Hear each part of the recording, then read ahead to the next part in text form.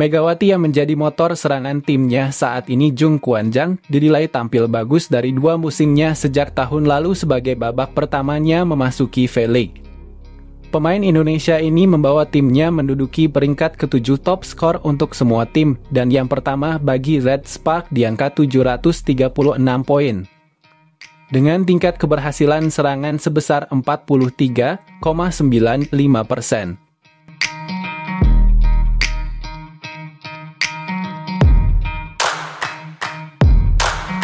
Selain di musim ini, Megawati juga memamerkan kekuatan serangannya.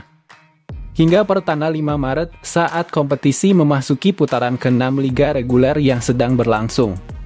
Megawati berada di peringkat ketiga dalam perolehan poin dari semua tim sebanyak 729 poin, lebih banyak dari musim lalu. Selain itu, 3 kategori serangan menjadi miliknya dengan rating teratas dari pemain manapun. Dari rasio keberhasilan serangannya sebesar 47-20. Rasio keberhasilan serangan terbuka 42-36. Dan rasio keberhasilan serangan belakang sebesar 49-87. Berkat dari penampilan gemilangnya, Red Spark kini berada di posisi kedua klasmen dan telah memastikan lolos ke kompetisi voli musim semi. Selain itu, Megawati memiliki tingkat popularitas yang sama dengan Kim Yeon-kung di Indonesia. Dengan muncul di beberapa iklan dan minat terhadap V-League di kalangan penggemar bola voli Indonesia juga turut meningkat. Belakangan ini marak perbincangan di dunia bola voli bahwa Mega akan mendaftar draft musim depan sebagai pemain asing umum dan bukannya dari kuota Asia. Dan berdasarkan peraturan saat ini, jumlah maksimum yang dapat diterima pemain kuota Asia dan pemain asing umum cukup berbeda.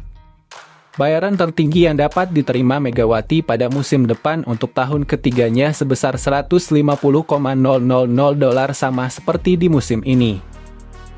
Dan nilai ini sudah menjadi bayaran maksimum untuk kuota Asia. Namun jika Megawati mengajukan draft sebagai pemain asing umum, maka nilai maksimum bayarannya meningkat menjadi $250,000. Selain itu, jika Mega mendaftar draft dengan kuota Asia, maka Megawati dapat kembali memprioritaskan perpanjangan kontraknya kembali bersama Red Spark untuk musim depan. Sedangkan jika dia mendaftar lewat jalur draft pemain asing umum, ada kemungkinan Megawati akhirnya akan dipilih oleh ke-7 tim melalui pengundian probabilitas pemeringkatan terbang balik. Nah, mengenai hal ini, media lokal Yonhap News seperti yang dikutip dari penelusuran informasi Lideo. Direktur Jungkananjang Cho Young-chan mengatakan bahwa menurutnya Mega masih sedang fokus pada persiapan pasca musim, dan masalah ini akan menjadi pembahasan setelah musim berakhir.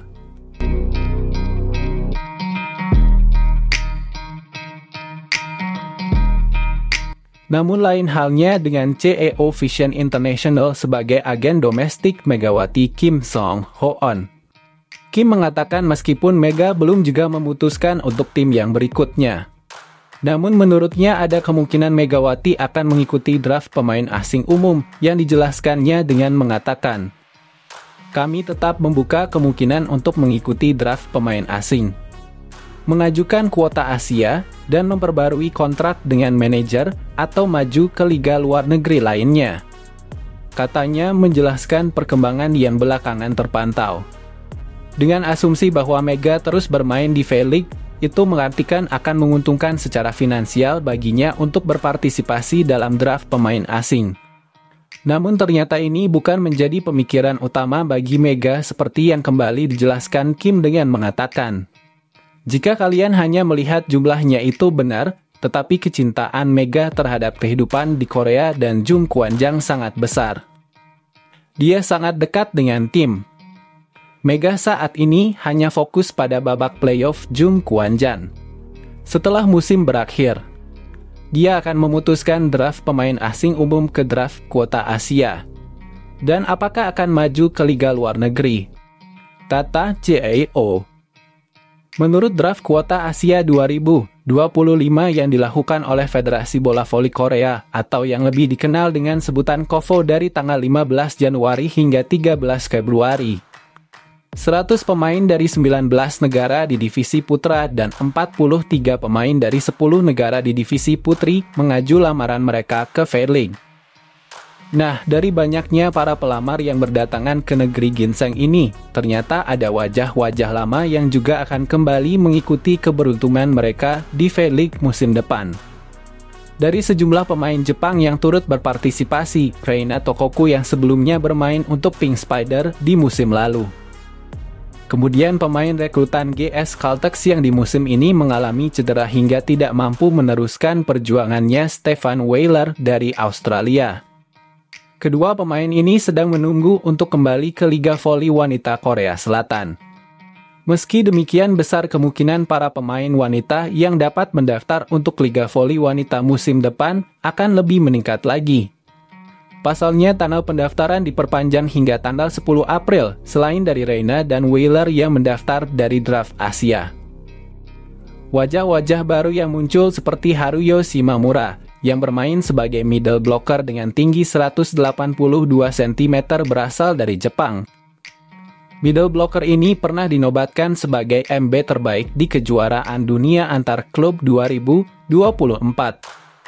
Kemudian wajah baru lainnya Emma Borton yang bermain sebagai opposite dengan tinggi 183 cm. Sebagai pencetak skor terbanyak timnas Australia 2022. Dan yang satu ini tidak asing lagi bagi penggemar Indonesia, Yola Yuliana yang bermain sebagai middle blocker dengan tinggi 181 cm. Yola pernah meraih MVP lebih dari 5 kali di Liga Indonesia. Dan wajah baru terakhir yang terpantau adalah setter timnas Nejin Silitari dengan tinggi badan 186 cm. Draft pemain Asia untuk tahun ini akan diadakan dengan sistem dari jarak jauh di Hotel Mayfield pada tanggal 11 April. Untuk memungkinkan pemain yang mengalami kesulitan hadir karena jadwal klub atau tim nasional untuk mendaftar draft. Pemain yang dipilih dalam draft dapat bergabung setelah 1 Juli, dan periode kontrak adalah sejak tanggal penandatanganan hingga 31 Mei 2026. Selain itu, gaji tahunan untuk pemain tahun pertama adalah $100,000